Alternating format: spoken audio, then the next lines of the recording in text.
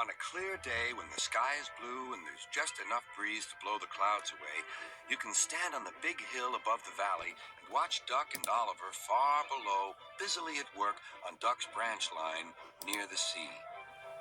The two engines are very proud of their matching coats of gleaming color. Oliver often talks about the time that Douglas saved him from scrap. "If it wasn't for his help," Oliver will say, "I might have been caught when I ran away from the scrapyard, and I would never have come to live here on Sir Topham Hatt's railway." The other engines all wanted to know about Oliver's adventures. "Amazing," remarked Henry. "Oliver," said James, "has resource." "And sagacity," put in Gordon. "What does that mean?" whispered Percy. "I think," replied Thomas, "it's about being clever and wise." "He is," finished Gordon, "an example to us all." I'm sorry to say that Oliver became very puffed up in the smoke box.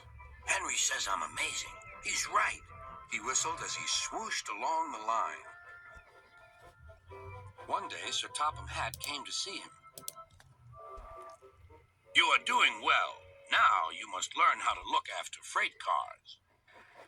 Every wise engine knows that you cannot trust freight cars. The other engines warned Oliver, but he took no notice.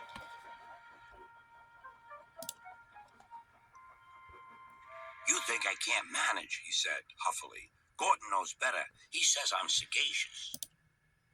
"You may be good gracious or whatever you call it, but cars can be troublesome, and—" "Say no more, Duck," interrupted Donald. "It's a pity, but the wee engine'll just have to learn for himself." Oliver pulled some loaded cars to a siding and pushed the empties to the chute.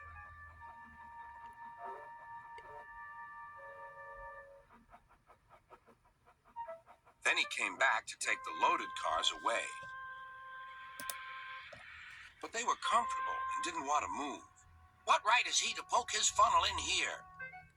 "We want Duck or Donald." "Or Douglas." "Look sharp," huffed Oliver.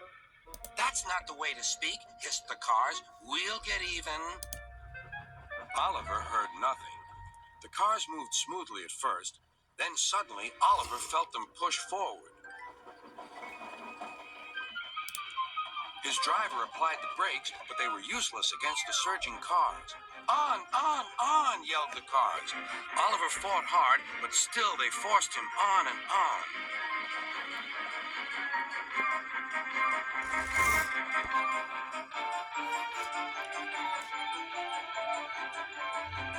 At last, the cars grew tired.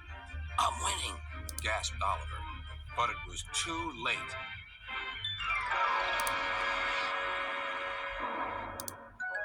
Oliver lay bruised and bemused, bunker down in the turntable well. Duck surveyed the damage. "Hello, Oliver. Are you being a good gracious engine? Beg pardon, but we really don't like this sort of surprise. Donald and Douglas will miss their turntable until it is mended." That evening, Oliver was hauled gently to safety. "I'm sorry, sir," he said to Sir Topham Hatt. "I should have listened to Duck's advice. I don't feel good gracious or whatever it is. I just feel silly." "Well, Oliver," replied Sir Topham Hatt, "now you know the damage cars can do." "Yes, I do, sir. I look like a load of scrap iron." "Oh, I don't think so," laughed Sir Topham Hatt.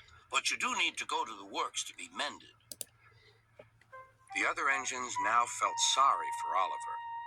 "The branch line won't be the same without you," whistled Duck. "Come back soon." A few days later, Oliver did come back. His coat gleamed brighter than ever. He was a wiser engine, too, and never made a mistake about cars again.